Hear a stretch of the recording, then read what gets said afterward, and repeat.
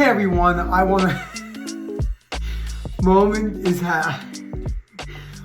has me laughing so hard right now that I'm like, I gotta just make this damn video. So we're gonna talk about the difference between ignoring and accepting. Okay? And I'm gonna try my best to be serious. Even though I hate Moment right now because he's so damn funny. I love that man. So look for the direct message link down below with Phil. We can get you in. This is actually a very, very important topic because I think we all confuse acceptance with ignoring, understandably so. So let me give you an example. He's messaging me right now. So when I would have some sort of a sensation be present, so whether it was my saliva, my swallowing, my blinking, I would think the best thing to do is to ignore those sensations and get on with my day. But ignoring can at face value seem very similar to acceptance, but it's quite opposite. It's like when people say, ignore your thoughts, ignore your thoughts. Well, you're not going to be able to ignore your intrusive thoughts about losing control and hurting someone. That's not going to happen. Or your POCD, or if it's intertwined into your religion.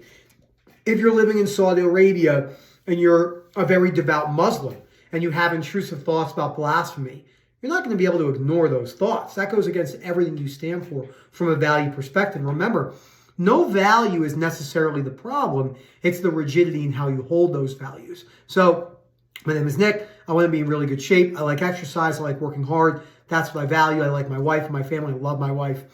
All that type of stuff. But if I lose any of those things, I could deal with that. I could move forward in life because people have lost all those things and they weren't chronically anxious or depressed. So remember, the value isn't the problem. It's the rigidity of the value. So I would say, well, look, I'm just going to ignore these things and kind of leave them to the wayside and then go about my day. But if you're allowing something to come in and you have a willingness to experience any and all thoughts, sensations, images, and urges, by default, you're not ignoring them.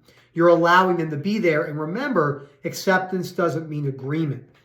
Now, there's not a lot to talk about this in the sense of, well, what do you mean by that? What do you mean by this? Because you can ask me a million different questions. It's just important to realize that when you are working on acceptance, you are not trying to talk things away. Because that's another type of ignoring. So let's go through an example of what is acceptance of thoughts. I think it's a pretty good example. So is acceptance of thoughts. So you can plug in any of your own intrusive thoughts. It doesn't really matter what it is, but it's actually a willingness. This is the key word. It's a willingness to experience any variation of your thoughts, sensations, images, and urges as you move throughout the day and you build good structure. So let's say this will be, we could have POCD, harm, existential, ROCD. And the only reason we use these titles for themes, they're just fear patterns. We just use this to kind of show people where their thinking is going wrong from a belief perspective. So it's a willingness to experience. And also remember that OCD has no rules. This is another hard thing for people to wrap their head around. So it's a willingness to experience, and OCD has no rules whatsoever. So people will say, oh, come on, Nick, I'm having these different variations of sensory motor, like that's not that big of a deal, like whatever.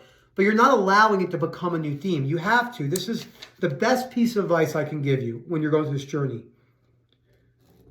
And this goes complete opposite when it comes to ignoring.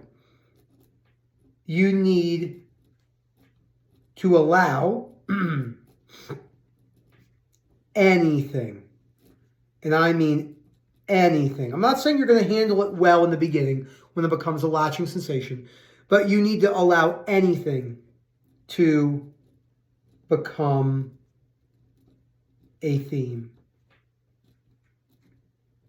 That is the ultimate thing. You need to allow every single thing to become a theme, if possible. And I know you don't want to hear that, but that again goes against ignoring. Again, you're not going to be able to ignore OCD. It's too resilient. It's too tough in the mind. It has too many symptoms: anxiety, panic, depersonalization, derealization. Again, you don't have to like it, but you have to remember that ignoring is the opposite of acceptance. So you're bringing everything with you. You're bringing the rumination. You're bringing all the thoughts, images, sensation, urges. You have a willingness to be on vacations, your birthday, during sex, during dates, during watching Netflix and relaxing, to the gym, anything that you value in the hierarchy, it's going to be there more than likely, especially in the beginning, and allowing it to be there. So I hope you guys enjoyed this short video. There's just not a lot to talk about with this topic. Just remember that acceptance and agreement aren't the same thing. 99.9% of individuals operate that acceptance means agreement. I use basic examples: Yankees versus Boston Red Sox. Oh, you're a Yankees fan, I can't accept you. It's a stupid example in your mind, but it really does go to show you. And that goes from politics to religion to work ethic. That person's lazy, blah, blah, blah, this and that. They can have lazy behavioral traits, but no one can really be lazy. So acceptance doesn't mean agreement. And ignoring is the opposite of allowing things to come in and then going from there. So thank you again. Look for that direct message down below. I'm going to do, whenever I want to jump on here and do just a short topic, they don't all have to be very long videos. I think it's important to get even these like smaller micro topics out. And we hope to hear from you soon. Remember, those webinars are great. They really fill up. 8:30 p.m. UK time on Tuesdays. Hope to hear from you soon. Have a good one, everyone.